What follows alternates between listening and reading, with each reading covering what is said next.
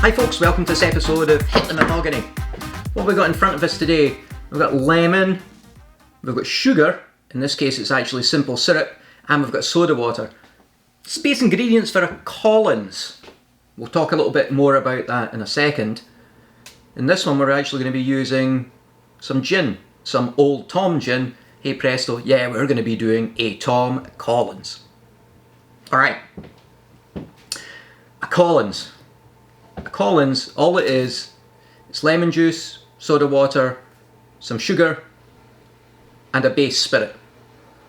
Now, a Collins, all the names, unfortunately, they're a bit misogynistic, to say the least. I had a look, and I haven't found a Collins that is actually named with a woman's name at the beginning of it. It's a Tom, a John, a Joe. Well, Dutch is slightly different. Pedro. All these ones, and they're all named because you're changing the base spirit underneath them. This one that we're doing, of course, is the Tom Collins, and it's because, not because the person invented it was Tom, but it was because we're actually using Old Tom gin, and that's a particular type of recipe. Let's jump into the gin itself, actually. So, if you can't get your hand on Old Tom gin, then you can use a dry gin, like an English dry gin. You'll get away with it. Technically, that is a John Collins though. Now, London dry gin, very heavy on the juniper, you probably get to know that.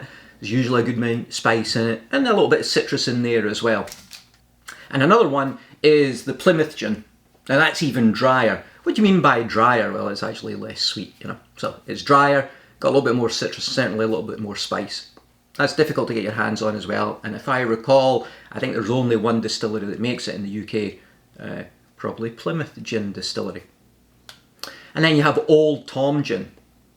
This is a very old recipe, and when it was actually made back in the 1800s, people would make it themselves, and they would make big batches of it, and they'd make it in bathtubs, hence bathtub gin as well. But they'd add sweeteners to it because it was so rank and nasty. They had to add something to give it a little bit more flavour. So, Old Tom gin. It's a little bit sweeter, so it's not as dry, and a little bit more citrus up front. Now, this is Hayman's. This is actually distilled in. This is actually distilled in the UK, in London. I think it's in London. Yes, it is. It's like an unboxing here, isn't it? Because I've never actually used this one before.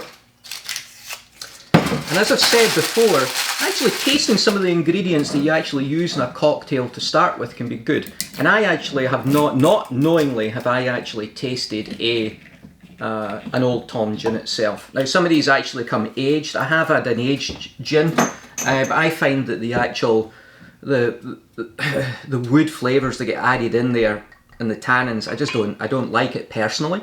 But I know there's a few people out there that like this. So this is meant to be sweeter. Oh, that's nice. Definitely more citrus there. It's very pleasant actually. It's a bit strong. It's very pleasant actually.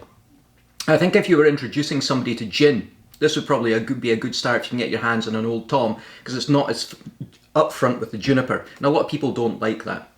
That's what turns a lot of people off. This is certainly lighter. There is that sweetness. I get that. The cloyness of it as well. You can see, it's difficult to see in this small glass, but I can see the legs as well are long as well, so there's definitely a sweetness in there.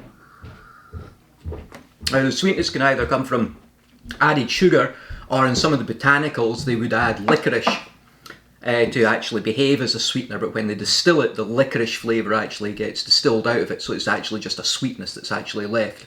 There is another gin, Geneviève. It's actually Dutch. And this is really the original gin. Slightly different. What you're doing here with these gins is you're getting the grain. You're not malting the grain. You're actually just mashing it. You're getting the starches out of it. Turning it into sugars. Then you're fermenting and then distilling it. For Geneviève, they actually malt the grain itself. It's very similar to whiskey. What that means is you get the grain, you moisten it, it starts to sprout, That's it, turning the carbohydrates itself using enzymes into sugars. You halt that process, and then you make a sort of, you make a wort, a low wine from that, and then you distill that. So Janvier itself is more of a malty, rich flavour to it. And it's meant, allegedly, it's meant to be good in a lot of more complex, richer cocktails. All right, so that's the gin part of it. Now you know a little bit about the difference of the gins. What about the Collins and the Tom Collins, the background to it? Well, I went through a lot of some of the history, and even so Wonderish, the gentleman that has the cocktail historian, nobody actually knows where it came from. Did it come from the US? Did it come from the UK? Was it in the UK and then it made its way over here and it was bastardised into something else? Nobody actually knows. But it was actually referenced initially in Harry Johnston's cocktail book back in 1882, but is known to have appeared earlier in the 1860s. So it's been around for quite a while, but like many things, they've gone through various changes. So there's not much more. You can read up on it yourself, but it's like everybody's bitching and moaning about who owns it, this, that, and the other, and it's just, you know, whatever. Shall we drink it though? Alright, simple one to make. Actually, just make it in the glass, alright? So get your Collins glass. You wonder why they're called Collins glasses? Well, now you know, because you're making a tall drink with ice. And they're usually holding 8 to 12 ounces of drinks. It's a nice easy one. Just going to build it straight in there. Ooh, making 2 of these. Haven't finished this yet.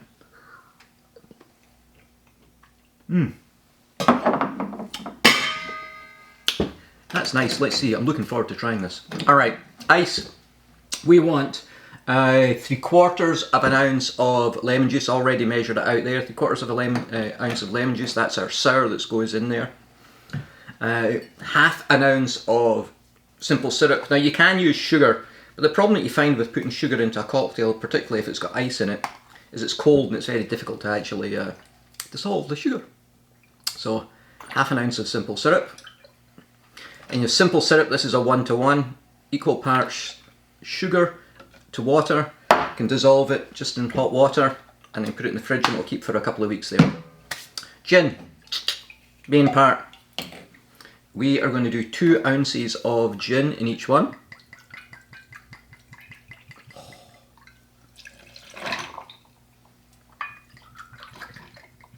Just sounds good when you're actually pouring it like that, doesn't it? Alright. I'm hoping this is going to be much nicer than bathtub gin, that's for sure. Or something that would be made in the bathtub. Actually, I remember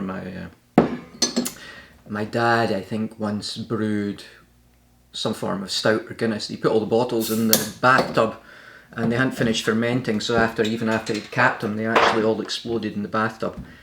I think I might have been 4 or 5 and I still remember that one. Anyway, this was cold. We're using the Fever Tree Club Soda here. This was already chilled down. You want to use everything as cold as possible. We're just topping with that. We will give, actually, I don't have a spoon, we'll just give it a quick stir. Left the spoon upstairs. Garnish. Lemon slice or wedge. And maraschino cherry, or you use one of these gaudy red ones, or you can use a very nice regular maraschino, or a proper maraschino cherry. It's been steeped in maraschino liqueur. Anyway, there we go. That's our Tom Collins. If you didn't have to listen to all the BS beforehand, you'd already have drunk 2 of these.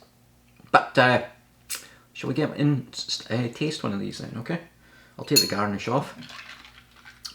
I'm parched today actually, so I'm looking forward to this.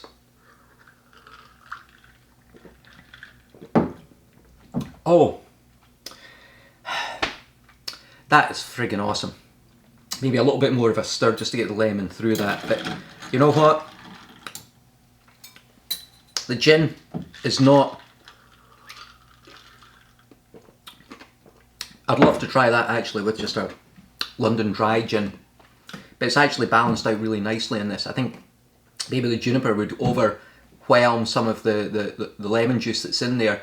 But this is just, it's very refreshing. I know I've been doing a few refreshing cocktails just now and drinks, but this is just straight up killer refreshing. You got the citrus there that's quenching the thirst. Nice light few effervescent bubbles. And just enough of a flavour of the gin to let you know there's actual alcohol in this. Oh my goodness, this is going to get down pretty damn quickly actually, to be honest. Alright, everybody, that was it. Cheers and enjoy your Tom Collins.